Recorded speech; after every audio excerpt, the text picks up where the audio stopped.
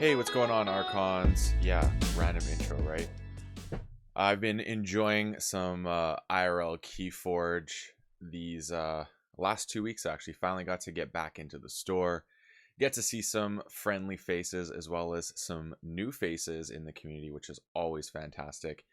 And I've just been really enjoying it. And tonight, wow, it's the morning right now when I'm recording this. So today's episode for this week is going to actually be based on my experience having just played an Archon event, just a casual. It was called Chainbound, but I don't think there's any chains going on the decks. But lessons learned from playing some IRL with a deck that I absolutely love. It was a deck that was accidentally sent to me, and I've now come to find that it's one of my absolute most favorite decks to play. And I gained a lot of insight and knowledge from playing this deck. So today we're going to start off with the card of the week because it relates to this week's episode topic about it's this card that actually caused me to have all of the insight and learning from playing KeyForge this week. So fantastic to always have that experience. I absolutely love that. And we also still have the ability to sell you some KeyForge product for a great price. That's right.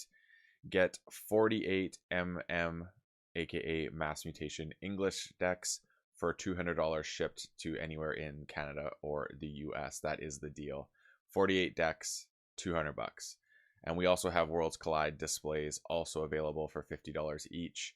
And Worlds Collide premium boxes, and those are the ones that come with the like the premium chain tracker, a bunch of boxes to keep your decks and tokens all together, as well as deck boxes with stickers for the houses minus Unfathomable, so that way you can actually put the stickers on the back of the or on the side of the deck boxes.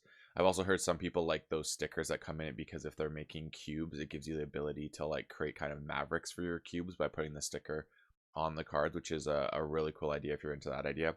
Those are $10 each, and we have cases of them, which are I think it's 6 in a case, and you get 2 decks as well. So that's what we got going on. But enough of that, enough of the pitch. Let's get into the goods, which is the topic for this week. So the card of the week is one that is like arguably one of the greatest cards ever created, but it's important for the basis of this. So the card this week is none other than where's the focus? Come on, focus. Work with me here. There it is. Martian Generosity. All right. This deck is, yeah, like I said, arguably one of the best cards ever created in the game. I'm not sure if we'll ever see it reprinted again because it was so powerful. I would love to see it reprinted again just because maybe without key abduction, which is the case of the deck that it's in for me. I have no key abduction, no key cheat whatsoever, but I like it for the tempo that it brings. It's an amazing card. It completely changes the complexity of the game and the trajectory your deck will go on once you use it, or so it seems. Here's the truth though. So for those of you who are not aware of this card, if you have been under a rock or very new to the game and have not seen this, Martian Generosity is an action card in Mars House that gives you Pip Ember and says lose all your Ember, draw 2 cards for each Ember lost, with the text of flavor at the bottom that states forgive me, I misspoke, 40% discount. So pretty cool card. Now this week I want to talk about the learning process of a deck. So I've played this deck a bunch of times, have a really great record with it. It clocks in at a 56 SAS, punches way above its weight class. Like, it is a genuinely amazing deck. A lot of house cheating possibilities within this deck. And for example, has a Logos and a Mars Ambassador, a couple golden auras, and a Smite. So all things that allow you to use creatures that are not within your deck normally. It also has a Helper Bot, 2 Titan Mechanics, if I'm not mistaken. Titan Librarian, sorry, 2 Titan Librarians, 2 Library of Babbles, ZYX Research, and a Wild Wormhole. So all things, and 2 Hex Beyond. So almost the entire Logos house has ways of you to basically house cheat, archive, cycle, all those sort of things. So it's making you go through your deck really fast. And then, like I said, in the Sanctum house, you got the 2 ambassadors, the double golden aura, and a smite, which is really allowing for further shenanigans to take place. Now, in the 3 games we played last night, 3 rounds, 3 games I played, I had the experience of 2 of the games I lost. I won the first one, lost the next 2. And in those games, I actually started the game with Martian Generosity in my hand. Not only Martian Generosity, but like 2 other cards that had Ember pips. So I was getting 3 Ember on my first time playing, and I was like, heck, majority of my hand is Martian Generosity. I'm going to get to draw 6 cards. This is awesome. False. It was not awesome. I learned that the way this deck wants to play is that by actually starting off with that, it's an awful situation. And the reason being is I may draw 6 cards, but the ratio of the deck is quite evenly distributed at that point. So I'm most likely going to draw, like going with the odds, a mix of cards that's going to actually make my hand kind of muddy. So the next turn when I go to play, I'm going to have more cards in one house, but I'm not going to be able to necessarily get to a point where I'm drawing a lot again. So it actually hinders my ability to move forward within the game. So when you have cards that do a lot of drawing, I think it's sometimes, aside from Archon's Callback, I think that's the one I'm thinking of, the Omega card that lets you draw 5 cards as a turn 1, that seems really good because of that card can give you less of a draw in different times. So I like that card, but I think cards that draw, you sometimes want to get it more once you're into the game a little bit. You may have depleted the amount of cards of a single house that will be drawn due to them being on the board or in your discard. So that gives you a better opportunity of drawing into the other houses you haven't played and having stronger turns with them.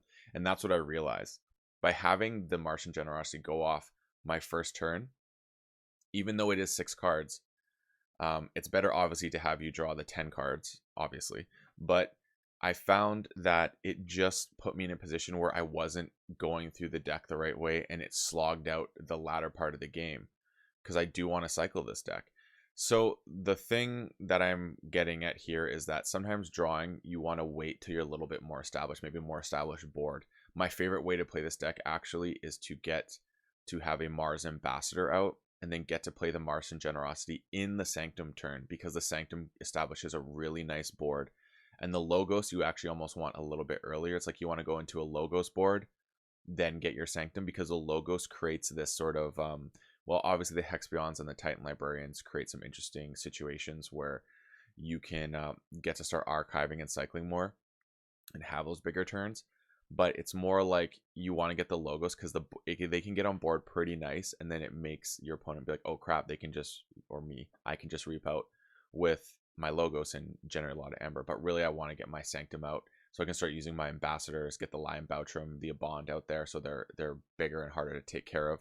And then that way I can start utilizing the Mars side of things more, or Logos even, outside of calling those houses, and just really stick to those really solid Sanctum turns, big bodies, super disruptive, and just have fun that way. So I learned that Martian Generosity turn 1, no matter how many cards you have in Mars, is not good. So in future, I would probably always mulligan my Martian Generosity in my opening hand.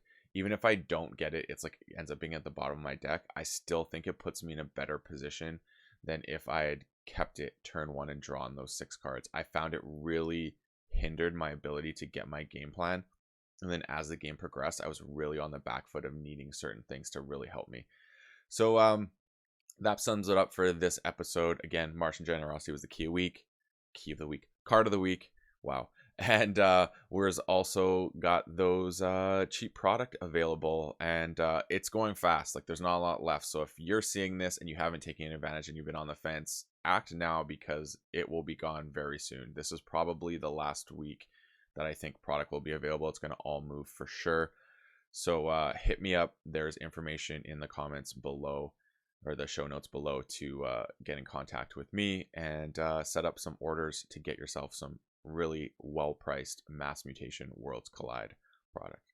So as always, everyone, may your Ember never be stolen and your keys forged promptly. Have a good one.